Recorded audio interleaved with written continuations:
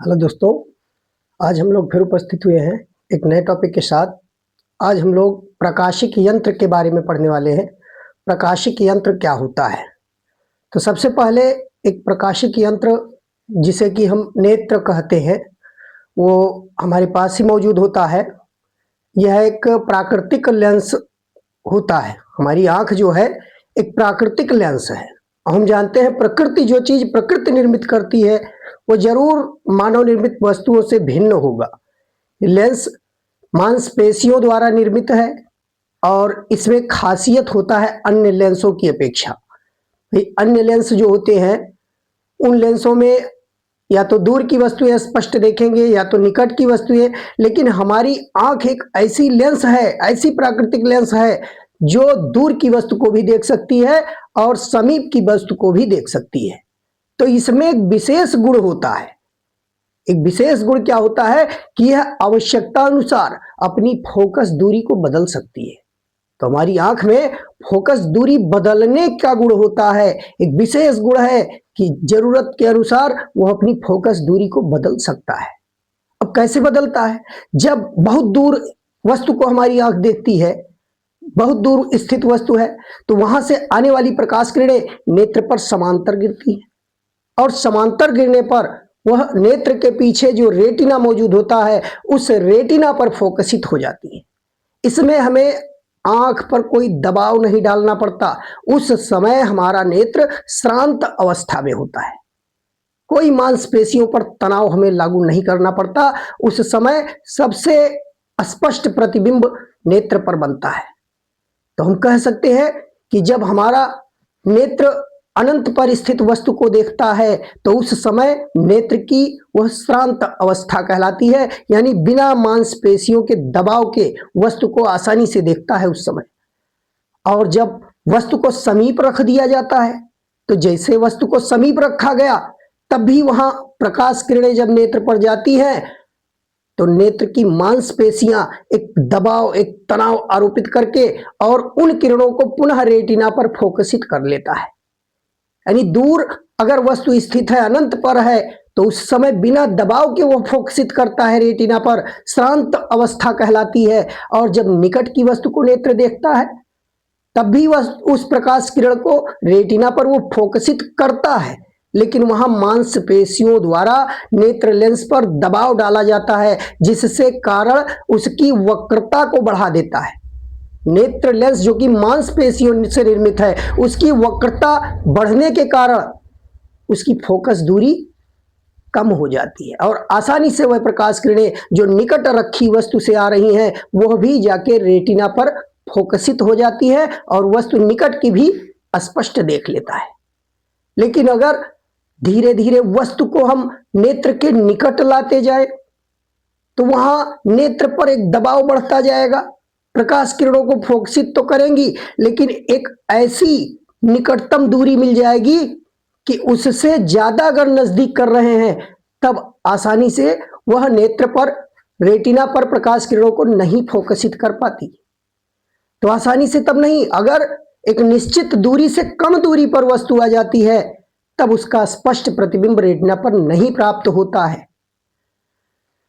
तो हम जानते हैं बहुत दूर अगर वस्तु स्थित है तब आसानी से बिना किसी दबाव के उसका प्रतिबिंब रेटिना पर बना लेता है, और निकट वस्तु होती है तब भी नेत्र पर मांसपेशियों द्वारा दबाव डाल के उसकी वक्रता को बढ़ाकर, उसकी वक्रता बढ़ जाने से फोकस दूरी घटती है और फोकस दूरी कम करके वो पुनः प्रतिबिंब बनाता है। तो इसी फोकस दूरी को परिवर्तित करने की जो क्षमता होती है उसी को कहते हैं समंजन क्षमता। तो प्रकाशिक यंत्र में हमारा नेत्र सबसे पहले एक प्रकाशिक यंत्र हम इसको कह सकते हैं जो प्रकाश के प्रभाव में ही कार्य करता है। बिना प्रकाश के नेत्र का कोई कार्य नहीं। अगर प्रकाश नहीं है तो नेत्र से हम कार्य नहीं कर सकते, यानी प्रकाश द्वारा ही नेत्र वर्क करता है, इसीलिए इसको प्रकाशिक यंत्र कहा गया। और प्रकाशिक यंत्र में सबसे पहला हेडिंग हमें आंख की समंजन क्षमता ही समझना है। तो समंजन क्षमता मतलब हमारे नेत्र का वह गुण जिसके कारण वह अपनी फोकस दूरी को परिवर्तित करता है, उसी को हम नेत्र की समंजन क्षमता कहते हैं। लेकिन समंजन क्षमता लगाने की एक निश्चित सीमा है। उससे ज्यादा समंजन क्षमता इस्तेमाल नहीं कर सकता है नेत्र। तो वह निकटतम दूरी, नेत्र के समीप वह निकटतम दूरी जहां तक समंजन क्षमता लगाकर वस्तु का स्पष्ट प्रतिबिंब रेटिना पर आंख बनाता है, उस निकटतम दूरी को हम स्पष्ट दृष्टि की न्यूनतम दूरी कहते हैं। स्पष्ट दृष्टि की न्यूनतम दूरी सामान्य नेत्र के लिए 25 सेंटीमीटर कही जाती है। 25 सेंटीमीटर दूरी को स्पष्ट दृष्टि की न्यूनतम दूरी कहा जाता है। इससे अगर कम दूरी पर वस्तु है तो वहां समंजन क्षमता लगाकर भी नेत्र स्पष्ट प्रतिबिंब वस्तु का नहीं बना पाएगा। यानी जहां तक वस्तु का स्पष्ट प्रतिबिंब रेटिना पर समंजन क्षमता इस्तेमाल करके बनता है, वहां तक हम कहते हैं वह न्यूनतम दूरी 25 सेंटीमीटर है। 25 सेंटीमीटर तक रखी वस्तु को स्पष्ट नेत्र देख सकता है, लेकिन इससे अगर निकट रख दिया जाए तो वस्तु का स्पष्ट प्रतिबिंब नहीं बन पाता। तो इसी दूरी को, यही न्यूनतम दूरी जहां तक समंजन क्षमता लगाकर नेत्र देख सकता है, उस न्यूनतम दूरी को स्पष्ट दृष्टि की न्यूनतम दूरी कहते हैं। अब आगे आइए, समझिए इसमें दर्शन कोण क्या होता है। भाई नेत्र की समंजन क्षमता क्लियर हो गया होगा कि समंजन क्षमता क्या इसमें स्पेशल गुण है नेत्र में। अब आगे हमें दर्शन कोण। भाई दर्शन कोण क्या है? तो देखिए, अगर कोई वस्तु बहुत दूर स्थित है तो जब उसको हम देखते हैं तो वो हमको बहुत छोटी दिखाई देती है, लेकिन अगर वही वस्तु हमारे निकट आ जाए तो उसका आकार हमें बड़ा दिखता है।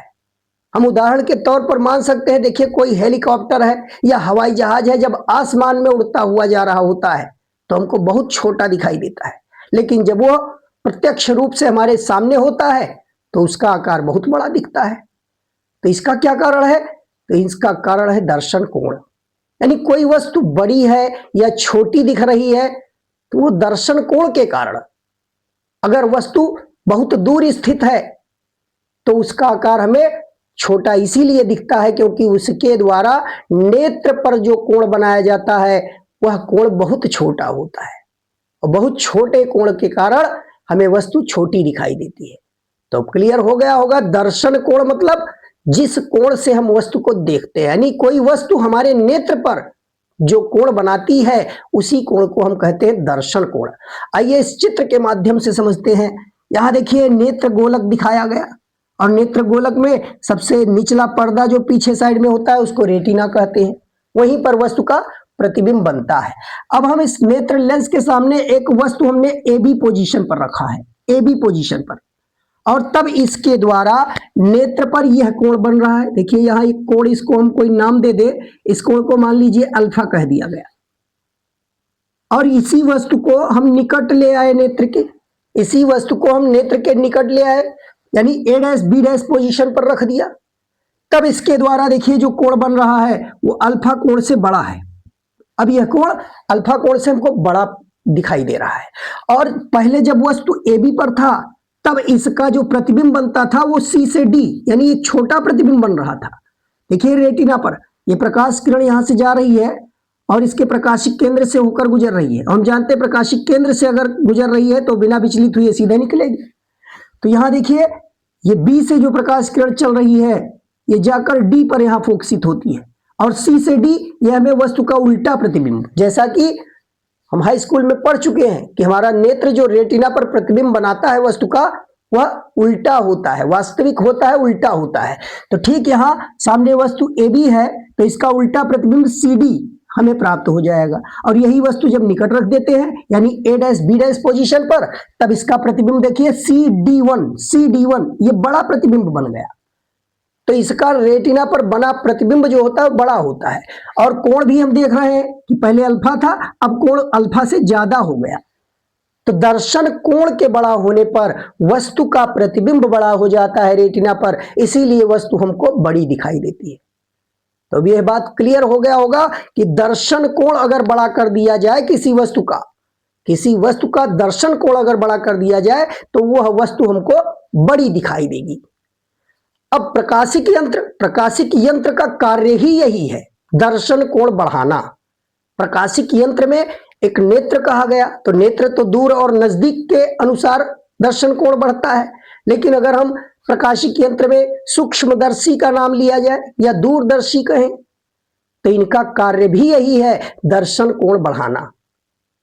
भाई अगर कोई वस्तु बहुत छोटी है, बहुत सूक्ष्म वस्तु है, जिसको हम नेत्र द्वारा नहीं देख पा रहे हैं, उसका आकार इतना छोटा है कि उसका दर्शन कोण नेत्र पर बहुत कम, लगभग शून्य हो जाता है, इसीलिए हमें उसका प्रतिबिंब नेत्र पर, रेटिना पर नहीं बन पाता और वस्तु हमको नहीं दिखाई देती।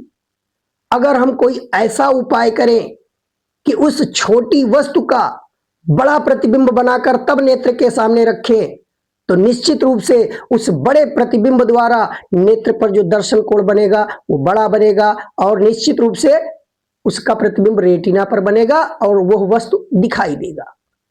तो बहुत छोटी वस्तु का प्रतिबिंब बड़ा करके हमारे नेत्र के सामने अगर रख दिया जाए, तब उसको आसानी से नेत्र देख सकता है। तो यही कार्य सूक्ष्मदर्शी का है। सूक्ष्मदर्शी का कार्य यही है, बहुत छोटी वस्तु का प्रतिबिंब बड़ा करके हमारे नेत्र के सामने बना देता है और फिर वह छोटी वस्तु हमको बड़ी दिखाई देने लगती है। और इसी प्रकार दूरदर्शी की बात करें तो बहुत दूर स्थित वस्तु है, तो जो वस्तु बहुत दूर होती है उसका आकार हमको बहुत छोटा दिखाई देता है, उसका आकार बहुत छोटा दिखाई देता है। अगर हम कोई ऐसा कार्य करें, कुछ ऐसा उसमें व्यवस्था कर दे कि बहुत छोटी वस्तु का प्रतिबिंब हमारे नेत्र के सामने बड़ा दिखाई दे, तो अगर बड़ा प्रतिबिंब बन जाए नेत्र के सामने तो वस्तु हमको बड़ा दिखाई दे सकता है। तो कुल मिलाकर प्रतिबिंब बड़ा तब दिखता है जब नेत्र पर दर्शन कोण बड़ा होता है। दर्शन कोण बड़ा करना ही दोनों ही प्रकाशिक यंत्रों का मुख्य कार्य है। सूक्ष्मदर्शी का कार्य भी दर्शन कोण बढ़ाना है और दूरदर्शी का कार्य भी दर्शन कोण बढ़ाना है। कोई वस्तु बहुत छोटी है और हम सूक्ष्मदर्शी द्वारा उसको देख सकते हैं, आंख द्वारा नहीं देख सकते, तो इसका मतलब कि उस यंत्र ने उस छोटी वस्तु का प्रतिबिंब बड़ा करके हमारे नेत्र के सामने रख दिया, तब वह प्रतिबिंब हमारे नेत्र में दर्शन कोण जो बना वो बड़ा बना और आसानी से उस प्रतिबिंब को देखकर हम वस्तु की पहचान कर लेते हैं। तो यह कार्य दर्शन कोण के कारण ही संभव हो पाता है। अब एक बात आती है, प्रकाशिक यंत्रों की एक आवर्धन क्षमता होती है। ऐसा नहीं कि जितना चाहे उतना आकार हम बड़ा करके देख ले, भाई चाहे सूक्ष्मदर्शी हो या दूरदर्शी हो, उसकी एक सीमा है, एक क्षमता है, उससे ज्यादा वो आकार बड़ा नहीं कर सकती, उससे ज्यादा दर्शन कोण नहीं बढ़ा सकती। तो दर्शन कोण बढ़ाने की जो क्षमता होती है उसी को कहते हैं आवर्धन क्षमता। प्रकाशिक यंत्रों की दर्शन कोण बढ़ाने की क्षमता को ही हम उस प्रकाशिक यंत्र की आवर्धन क्षमता कहते हैं। अब दर्शन कोण बढ़ाना मतलब कैसे हम जान पाएंगे कि आवर्धन क्षमता क्या है? तो उसके लिए हम इस प्रकार से भी इसको परिभाषित कर सकते हैं कि किसी प्रकाशिक यंत्र की आवर्धन क्षमता यंत्र द्वारा बने प्रतिबिंब, यंत्र द्वारा जो प्रतिबिंब बनता है, यंत्र द्वारा बने प्रतिबिंब का नेत्र पर बना दर्शन कोण तथा बिना यंत्र के आंख पर वस्तु द्वारा बना दर्शन कोण का अनुपात उस यंत्र की आवर्धन क्षमता कहलाता है। यानी यंत्र के प्रयोग से अगर हम वस्तु को देख रहे हैं तो यंत्र उस वस्तु का प्रतिबिंब हमारे आंख के सामने रखता है, फिर वह प्रतिबिंब नेत्र पर दर्शन कोण बनाता है। तो आवर्धन क्षमता क्या होती है कि यंत्र द्वारा बना प्रतिबिंब का हमारे नेत्र पर बनने वाला दर्शन कोण, यंत्र द्वारा जो प्रतिबिंब बनता है उसका दर्शन कोण जो नेत्र पर बनेगा, उसको अगर बिना यंत्र के हम वस्तु को देखें तो डायरेक्ट वस्तु जो हमारे नेत्र पर दर्शन कोण बनाती है, इन दोनों दर्शन कोणों के अनुपात को हम यंत्र की आवर्धन क्षमता कहते हैं। उसी को हम आवर्धन क्षमता कहते हैं। यह आवर्धन क्षमता यंत्र द्वारा बने प्रतिबिंब का नेत्र पर बना दर्शन कोण तथा बिना यंत्र के आंख पर वस्तु द्वारा बना दर्शन कोण का अनुपात हम कह सकते हैं कि आवर्धन क्षमता के बराबर होता है। तो आवर्धन क्षमता को हम कैपिटल M से प्रदर्शित करते हैं। और जैसा कि हम जानते हैं कि जो प्रकाशिक यंत्र हैं जैसे सूक्ष्मदर्शी, दूरदर्शी, तो सूक्ष्मदर्शी एक सरल सूक्ष्मदर्शी भी है। तो सरल सूक्ष्मदर्शी डॉक्टर लोग इस्तेमाल करते हैं नाक कान गले की जांच करने के लिए। तो उसमें सिंगल लेंस बना होता है, केवल वो सिंगल लेंस से बना होता है, एक ही लेंस उसमें लगा होता है। और एक लेंस अगर लगा है तो वहां आवर्धन क्षमता जो होती है एक लेंस की कम होती है।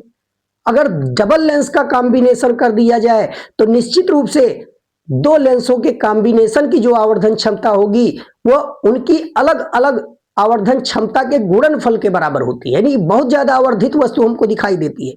तो यही कारण है सूक्ष्मदर्शी या दूरदर्शी में हम डबल लेंस का प्रयोग करके सूक्ष्मदर्शी या दूरदर्शी बनाया जाता है कि आवर्धन ज्यादा प्राप्त हो, हमको अधिक प्राप्त हो।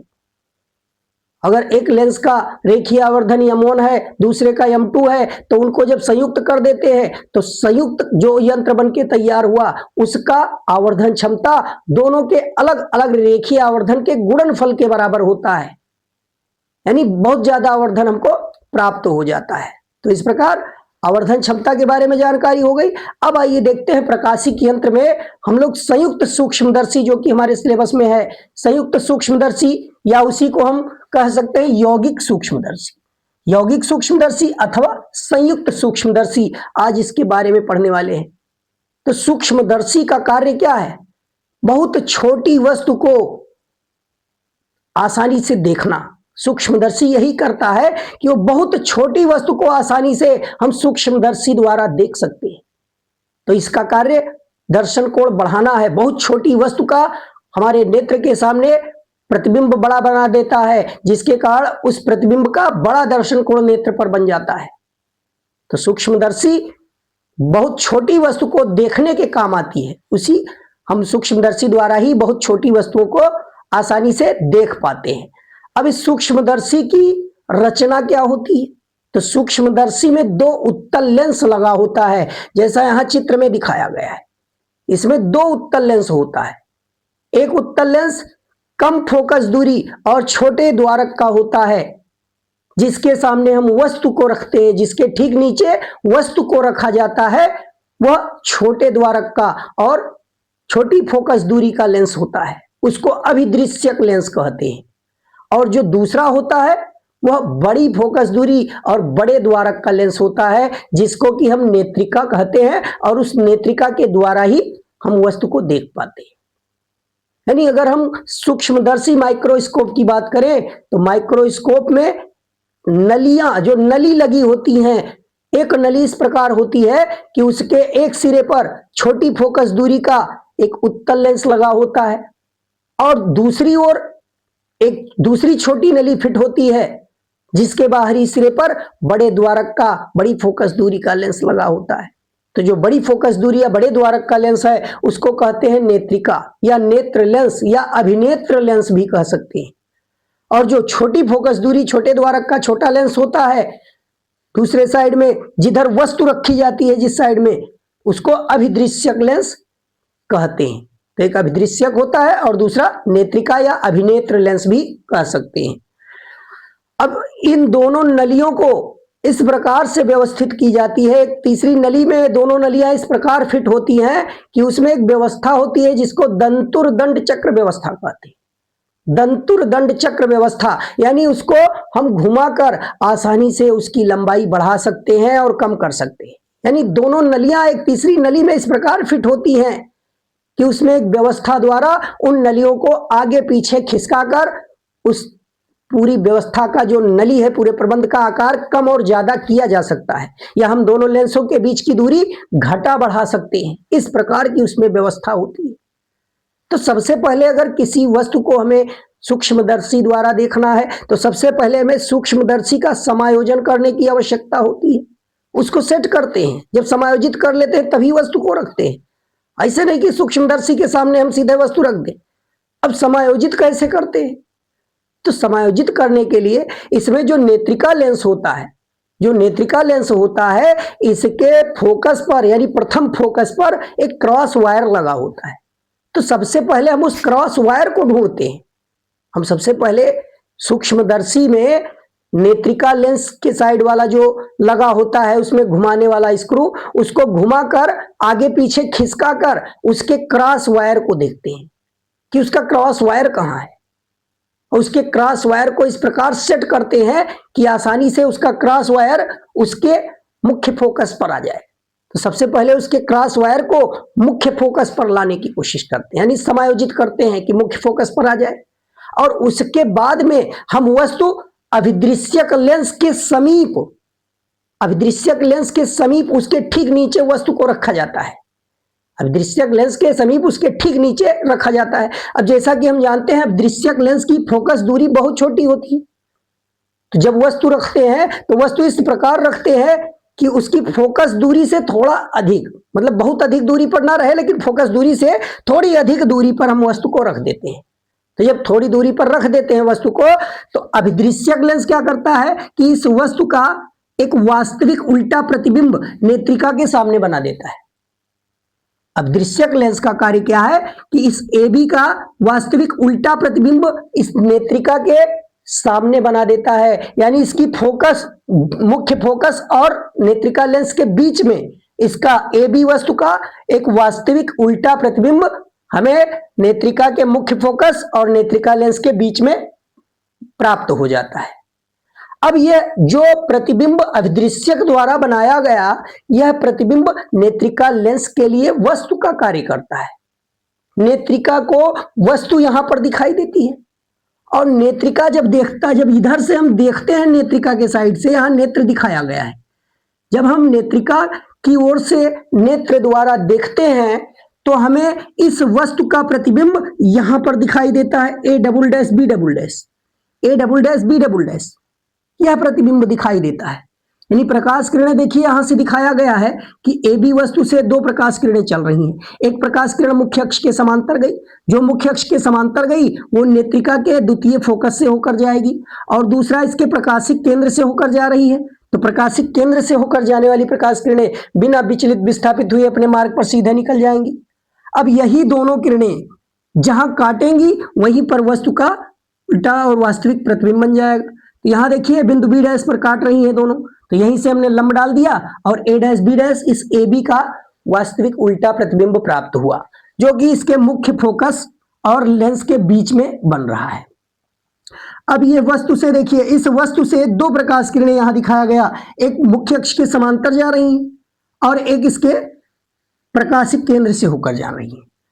अगर हमको पता लगाना है कि नेत्र से देखने पर जो हमको प्रतिबिंब दिखाई दे रहा है वस्तु का, वो कहाँ दिखाई दे रहा है, वस्तु की स्थिति, उस प्रतिबिंब की स्थिति पता लगानी है, तो हम इन दो किरणों से आसानी से पता लगा सकते हैं। यहां पर जो वास्तविक प्रतिबिंब बना है, यहां से हमने डॉटेड लाइन से एक दिखाया है, एक डॉटेड लाइन से कि ये प्रकाश किरण अगर मुख्य अक्ष के समांतर जाएगी तो यहां से अपवर्तित होकर ये द्वितीय फोकस से होकर जाएगी। अब इसको पीछे बढ़ाया गया तो ये बिंदु B डैश पर आ रही है, और दूसरी प्रकाश किरण इसी B डैश से इसके प्रकाशिक केंद्र से होकर जा रही है। इसको पीछे बढ़ाया गया तो ये भी आकर B डैश पर काट रही है। तो ये दोनों किरणें B डैश पर काटती हैं, तो यहां से लंब डाला गया, तो यहाँ A डैश B डैश का सीधा प्रतिबिंब हम कहेंगे, क्योंकि यहाँ वस्तु उल्टा है तो प्रतिबिंब भी उल्टा है। तो यहाँ वस्तु उल्टा हम ना कहकर हम सीधा कहेंगे कि A डैश B डैश का प्रतिबिंब सीधा बन रहा है। भाई ये वस्तु उल्टा है तो प्रतिबिंब भी उल्टा, तो उल्टी वस्तु का उल्टा प्रतिबिंब, मतलब यहाँ प्रतिबिंब उल्टा नहीं कहा जाएगा, इस वस्तु का जो प्रतिबिंब बन रहा है वो सीधा कहा जाएगा और वस्तु से बड़ा कहा जाएगा। यहाँ AB का प्रतिबिंब, AB बहुत छोटी वस्तु थी तो नेत्रिका द्वारा इसका आकार कुछ बड़ा कर दिया गया, A डैश B डैश, और जब नेत्रिका से देखा गया, यहाँ अभिदृश्यक है, ये अभिदृश्यक द्वारा आकार कुछ बढ़ाया गया, और जब नेत्रिका के लिए वस्तु की भांति व्यवहार करेगा तो नेत्रिका द्वारा जब इधर से देखेंगे तो हमको इस वस्तु का यहाँ प्रतिबिंब दिखाई देगा। भाई ये किरणें इस डायरेक्शन में अपवर्तित हो रही हैं, इनको पीछे बढ़ाया गया तो इसी बिंदु B डैश से आती हुई प्रतीत हो रही हैं।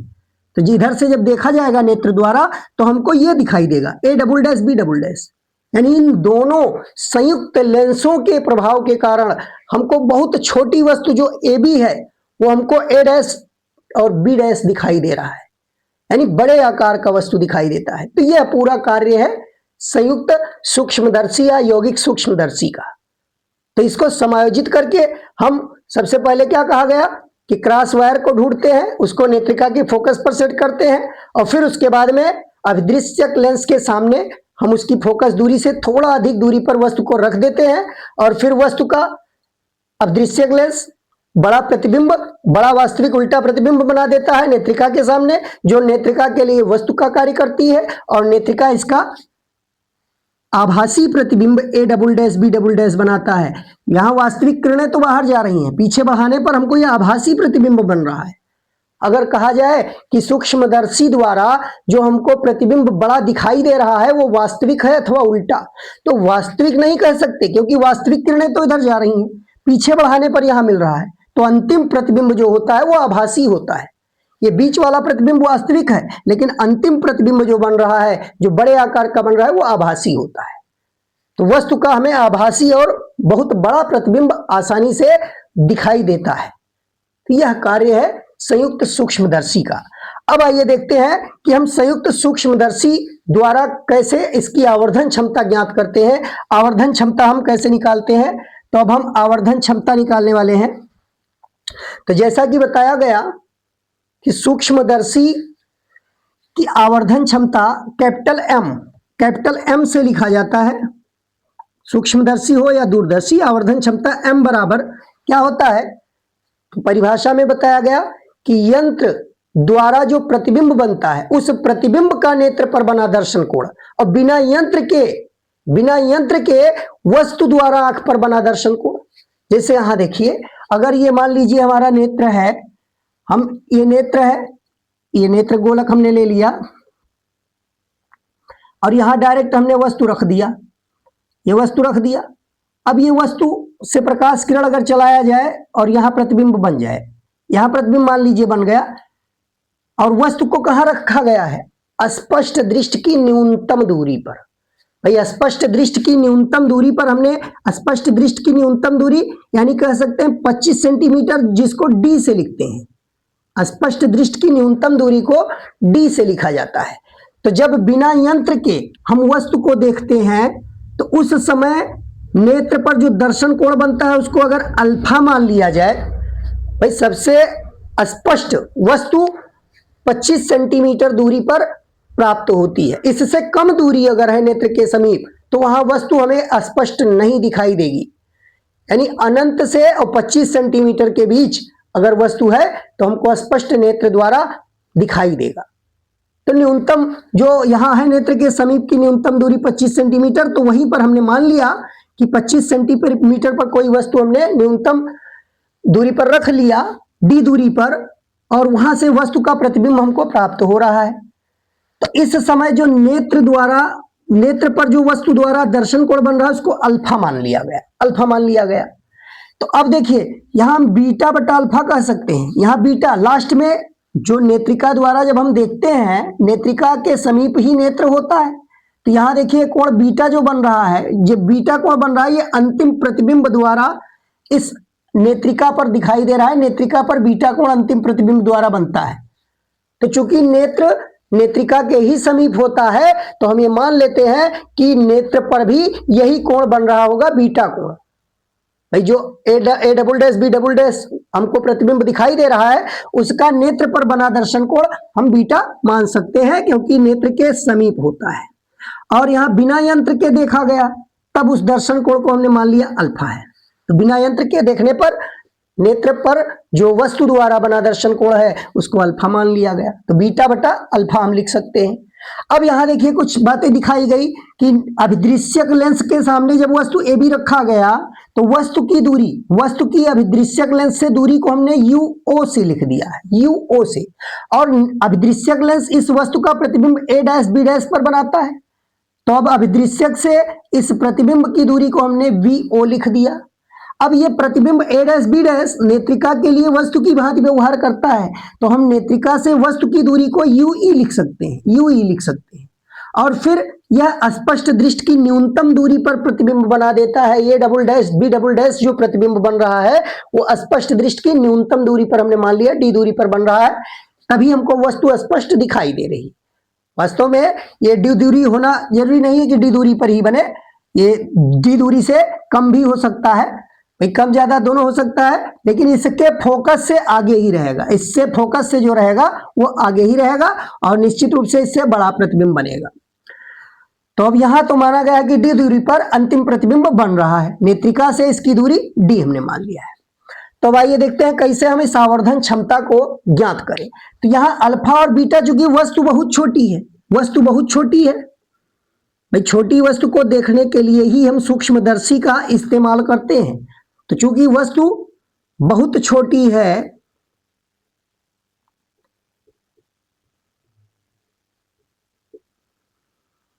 इसलिए जो दर्शन कोण बनेगा, अतः अल्फा व बीटा भी छोटे होंगे। वस्तु छोटी है तो उनके दर्शन कोण भी छोटे होंगे, चाहे हम प्रकाशिक यंत्र द्वारा देखें, चाहे हम बिना यंत्र के देखें। बहुत बड़ा दर्शन कोण हमको नहीं प्राप्त होगा, छोटे ही मिलेंगे। तो इतना छोटा हमने मान लिया, इस प्रकार से मान लिया कि जो बीटा है उसको हम tan बीटा और अल्फा को tan अल्फा लिख सकते हैं। यानी tan अल्फा को अल्फा, या हम अल्फा पहले लिख दें, ये अल्फा व बीटा भी छोटे होंगे और इस प्रकार छोटे होंगे कि हम बीटा को tan बीटा लिख सकते हैं। अब बीटा को अगर tan बीटा लिख सकते हैं तो यहां चित्र में देखा जाए, अगर चित्र में देखा जाए तो ये कोण बीटा बन रहा है, इसके सामने ये त्रिभुज दिखाई दे रहा है a dash b dash e, तो a dash b dash e में यह न्यून कोण बीटा है। और यहां से अगर tan बीटा का मान निकाला जाए तो देखिए tan जो होता है वो लंब और आधार का अनुपात होता है। तो बीटा कोण के लिए अगर tan बीटा का मान निकालें तो लंब होगा a डैश b डैश, यहां से लंब मिलेगा a डैश b डैश, और बटा आधार को हम कह सकते हैं e a dash, e a dash, ये हो जाएगा बीटा का मान। और इसी प्रकार बिना यंत्र के जब देखा गया तब दर्शन कोण अल्फा बना, और वस्तु कितनी दूरी पर, तो d दूरी पर हमने मान लिया, भाई वस्तु d दूरी पर मान लिया। तो यहां से अब e से a डैश की दूरी, e से a डैश की दूरी, नेत्र और नेत्रिका की स्थिति, हम नेत्र बहुत करीब नेत्रिका के देखा जाता है तो दोनों की लगभग एक ही स्थान पर दूरी हम मान सकते हैं। तो यहां से हम क्या देख सकते हैं कि अल्फा को जब tan अल्फा लिखेंगे, अल्फा बराबर tan अल्फा, तो tan अल्फा बराबर कितना आएगा, तो यहां से हम tan अल्फा निकाल सकते हैं। वस्तु क्या है, ए बी, वस्तु है ए बी, और बिना यंत्र के देख रहे हैं तो दर्शन कोण अल्फा बन रहा है। तो यहां से tan अल्फा अगर निकाला जाए तो tan अल्फा बराबर आएगा ए बी बटा डी, ए बी बटा डी, ये लिखा जा सकता है, ए बी बटा डी इसको लिख सकते हैं। अब आइए देखते हैं, अगर अल्फा को हम ए बी बटा डी रख दें और बीटा को ए डैश बी डैश बटा ई ए डैश, तो यहां से यम कितना मिल जाएगा। तो अब आवर्धन क्षमता m का सूत्र देखिए क्या बन जाएगा, m बराबर, तो बीटा को हमने लिख दिया है tan बीटा, बीटा को लिखा है tan बीटा और अल्फा को लिखा है tan अल्फा, और इनका मान निकाला गया है a डैश बी डैश बटा ई ए डैश, और फिर tan अल्फा के मान से जब भाग करेंगे इसको तो इसमें देखिए मल्टीप्लाई हो जाएगा, पलट जाएगा यहाँ d बटा ए बी से, इसमें मल्टीप्लाई हो जाएगा, ये हमको प्राप्त हो जाएगा।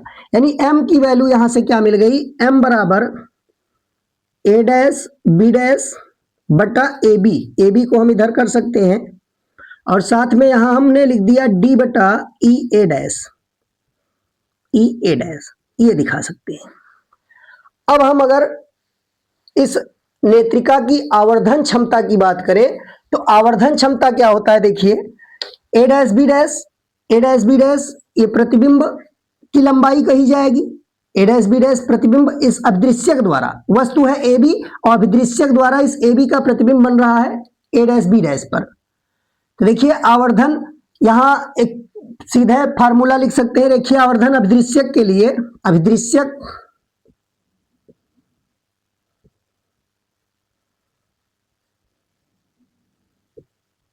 लेंस के लिए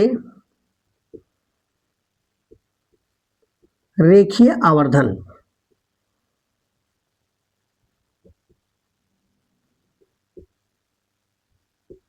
रेखीय आवर्धन वाले फार्मूले से हम m की वैल्यू अगर निकालें तो ये हो जाएगा a डैश बी डैश बटा ए बी, और ये बराबर कह सकते हैं प्रतिबिंब की लंबाई बटा वस्तु की लंबाई, और इसको बराबर कह सकते हैं हम कि ये वीओ बटा माइनस यूओ, वीओ बटा माइनस यूओ। जैसा कि अदृश्यक लेंस के पीछे प्रतिबिंब बनता है वास्तविक, तो उसकी दूरी वीओ और वस्तु रखी हुई है यूओ दूरी पर अदृश्यक लेंस के सामने, तो ये ऋणात्मक लिया जाएगा। अब ए डैश बी डैश का मान, ए डैश बी डैश बटा ए बी का मान यहां रख दिया जाएगा, तो इसमें रख देंगे, और साथ में यहां ई ए डैश की वैल्यू अगर देखें तो ई ए डैश तो ई ए डैश की वैल्यू चित्र से हमें क्या दिखाई दे रहा है कि माइनस यू ई के बराबर होता है, माइनस यू ई के बराबर होता है।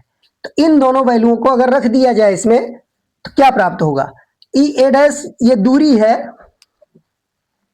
तो इसको चिन्ह नहीं लेंगे, यहां यू ई सीधा प्रयोग करेंगे, यू ई का प्रयोग करेंगे, रख दीजिए इसमें। यहां देखिए क्या मिलेगा, एम बराबर ए डैश बी डैश बटा ए बी, इसका मान हो जाएगा वी ओ बटा माइनस यू ओ, और यहां पर हमको प्राप्त हो जाएगा डी बटा यू ई। इसको इक्वेशन नंबर 1 डाल देंगे, ये समीकरण नंबर 1 हो जाएगा। ये समीकरण 1 प्राप्त हुआ। अब यहां से हम पहला केस इसका ले रहे हैं, जब अंतिम प्रतिबिंब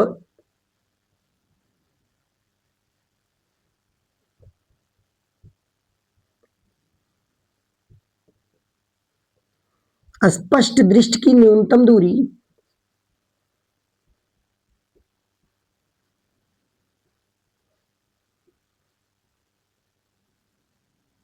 जब अंतिम प्रतिबिंब स्पष्ट दृष्टि की न्यूनतम दूरी यानी डी दूरी की बात की जा रही है पर बनता है,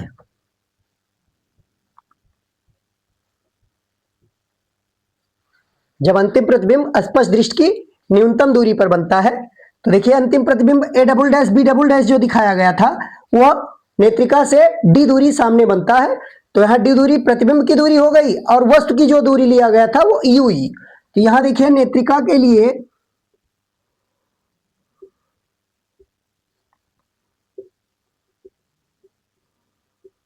हम u की वैल्यू कह सकते हैं माइनस में यू ई, और v की वैल्यू कह सकते हैं माइनस में d, और नेत्रिका की फोकस दूरी को हम प्लस में एफ ई लिख सकते हैं। तो अब यहां लेंस का सूत्र लगा दीजिए, लेंस के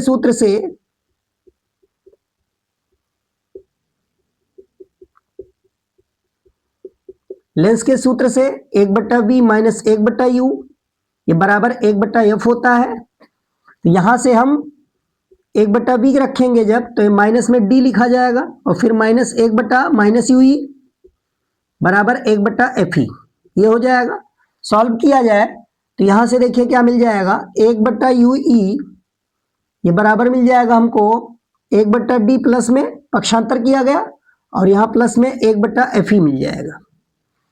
अब यहां प्रत्येक पद में डी का गुणा करा दीजिए, तो डी का गुणा कराएंगे तो डी बट्टा यू ई की वैल्यू हमको मिल जाएगी 1 प्लस यहाँ डी बट्टा डी हो जाएगा, कैंसिल कर देंगे 1 और यहाँ आ जाएगा डी बट्टा एफ ई, ये हमको प्राप्त हो जाएगा।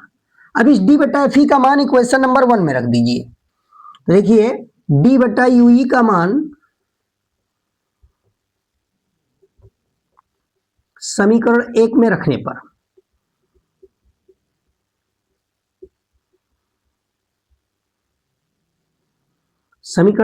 पर तो यहां से हमको प्राप्त हो जाएगा एम बराबर माइनस वी ओ बट्टा यू ओ, ये दिया हुआ है माइनस वी ओ बट्टा यू ओ, और डी बट्टा यू ई, तो डी बट्टा यू ई की जगह पे हम लिख सकते हैं 1 प्लस डी बट्टा एफ ई, ये मिल जाएगा। यहां हमें आवर्धन क्षमता मिल गया, जब वस्तु स्पष्ट दृष्टि की न्यूनतम दूरी पर उसका अंतिम प्रतिबिंब बन रहा है, उस केस के लिए हमको ये इक्वेशन नंबर 2 हो जाएगा, आवर्धन क्षमता का सूत्र। और देखिए इस समय अगर सूक्ष्मदर्शी की लंबाई अगर कहा जाए तो सूक्ष्मदर्शी की लंबाई का भी सूत्र यहां लिख सकते हैं। सूक्ष्मदर्शी की लंबाई, सूक्ष्मदर्शी की लंबाई को अगर L लिख दिया जाए तो L बराबर क्या होगा, जैसा कि चित्र में दिखाया गया है कि जो VO वाली दूरी है इसमें अगर UE जोड़ दिया जाए तो दोनों लेंसों के बीच की दूरी प्राप्त हो जाती है। भाई चित्र पर देखिए, चित्र में कि जब अंतिम प्रतिबिंब D दूरी पर बनता है तो D दूरी हमने A double dash B double dash का दिखाया चित्र के अनुसार, तो VO और UE अगर जोड़ दिया जाए तो हमें दोनों लेंसों के बीच की दूरी मालूम चल जाएगी और दोनों लेंसों के बीच की दूरी को ही हम सूक्ष्मदर्शी की लंबाई कह सकते हैं। तो यहां से VO प्लस UE जोड़ दिया जाए तो सूक्ष्मदर्शी की लंबाई हमको प्राप्त हो जाएगी। अब इसी प्रकार दूसरा केस ले सकते हैं, जब अंतिम प्रतिबिंब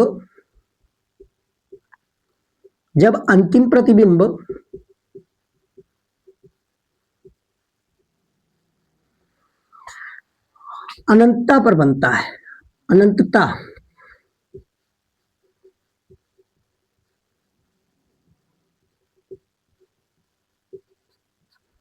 तो अंतिम प्रतिबिंब अनंत पर कब बनेगा? अंतिम प्रतिबिंब अनंत पर कब बनेगा? जब अभिदृश्यक लेंस द्वारा ए बी वस्तु का प्रतिबिंब A double dash B double dash नेत्रिका के प्रथम फोकस पर बने।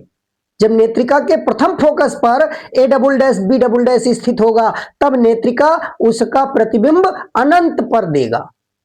यानी हम क्या कह सकते हैं कि जब ue की वैल्यू fe के बराबर हो जाए, ue की वैल्यू fe के बराबर हो जाए या fe की वैल्यू ue के बराबर हो जाए तब उस समय अनंत पर हमको प्रतिबिंब प्राप्त हो जाएगा। तो अंतिम प्रतिबिंब अनंत की स्थिति में तभी प्राप्त होगा जब ue fe के बराबर हो जाए। इस वाले सूत्र में ue की जगह पर fe का प्रयोग करेंगे। तो देखिए समीकरण एक से मेन सूत्र हमारा ये है, इसी से हमने पहला केस निकाला है, इसी सूत्र से अब दूसरा केस निकालने वाले हैं। तो दूसरा केस के लिए हमने क्या बताया कि जब वस्तु AB का प्रतिबिंब अभिदृश्यक लेंस द्वारा नेत्रिका के प्रथम फोकस पर बनता है तब वह नेत्रिका उस वस्तु A डैश B डैश का प्रतिबिंब A double dash B double dash को अनंत पर बनाएगा। तो ऐसे स्थिति में UE बराबर FE और यही मान समीकरण 1 में रखा जाएगा। तो यहां से हमको मिल जाएगा m बराबर माइनस VO बटा UO और यहां देखिए D बटा UE है तो यहां हो जाएगा D बटा UE का मान FE के बराबर, तो ये FE रख देंगे। तो ये आवर्धन क्षमता का सूत्र मिल जाएगा जब अंतिम प्रतिबिंब अनंत पर बनता हो। तो इसको इक्वेशन नंबर 3 कहेंगे।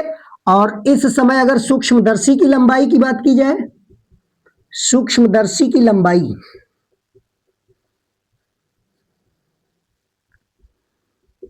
L बराबर, देखिए अब दृश्यक द्वारा जो प्रतिबिंब की दूरी है, अब दृश्यक द्वारा प्रतिबिंब की दूरी VO और फिर वो फोकस पर बन रहा है प्रतिबिंब, तो हम नेत्रिका की फोकस दूरी और VO को जोड़ेंगे, नेत्रिका की फोकस दूरी और VO को जोड़ेंगे तो सूक्ष्मदर्शी की लंबाई हमको मालूम चल जाएगी। तो यहां पर हमको VO प्लस FE लिखा जाएगा, VO प्लस FE। तो इस प्रकार हम सूक्ष्मदर्शी की लंबाई और आवर्धन क्षमता m का सूत्र इस केस के लिए प्राप्त कर सकते हैं जब अंतिम प्रतिबिंब अनंत पर बनता हो। तो यह संयुक्त सूक्ष्मदर्शी के लिए हमने आवर्धन क्षमता का सूत्र निकाला। दोनों केसों के लिए जब अंतिम प्रतिबिंब स्पर्श दृश्य की न्यूनतम दूरी पर बने और जब अंतिम प्रतिबिंब अनंत पर बने, और दोनों स्थितियों में हमने सूक्ष्मदर्शी की लंबाई का भी सूत्र यहां निकाला है। अब अगर कहा जाए सूक्ष्मदर्शी की आवर्धन क्षमता को कैसे बढ़ाया जा सकता है, तो सूक्ष्मदर्शी की आवर्धन क्षमता बढ़ाने के लिए हम सूत्र से क्या देख सकते हैं कि UO का मान जितना कम होगा आवर्धन क्षमता उतना ही अधिक होगी। यानी हमें वस्तु को अभिदृश्यक के समीप रखना चाहिए, उसके फोकस से कुछ दूरी पर, थोड़ा दूरी पर, अभिदृश्यक के फोकस से थोड़ा दूर रहे लेकिन बहुत अधिक दूरी पर ना रहे। वस्तु जो हो वो अभिदृश्यक के समीप रखा जाएगा, तब वहां आवर्धन क्षमता हमको अधिक प्राप्त होगा। और दूसरा क्या कहा गया, अभिदृश्यक लेंस की फोकस दूरी ये छोटी होनी चाहिए। अभिदृश्यक लेंस की अगर फोकस दूरी छोटी है तब भी हमको आवर्धन क्षमता बड़ा प्राप्त होगा। और जो नेत्रिका लेंस है उस नेत्रिका लेंस की फोकस दूरी की अगर बात करें तो नेत्रिका लेंस की फोकस दूरी इस अभिदृश्यक लेंस से बड़ी हो, अभिदृश्यक लेंस की तुलना में बड़ी हो, लेकिन बहुत बड़ी ना हो। भाई बहुत बड़ी नहीं होना चाहिए, वो भी छोटी होना चाहिए, लेकिन अभिदृश्यक से बड़ा होना चाहिए। अभिदृश्यक से बड़ा होगा तो आसानी से हमें आवर्धन क्षमता अधिक प्राप्त हो सकता है। तो इस प्रकार हम आज संयुक्त सूक्ष्मदर्शी के बारे में कंप्लीट बताया जा चुका। अब आगे हम दूरदर्शी के बारे में अगले क्लास में बताएंगे। और दूरदर्शी जो होता है वो 2 तरह का होता है और दोनों का विस्तृत अध्ययन हम नेक्स्ट क्लास में करेंगे। आज के लिए इतना ही, धन्यवाद।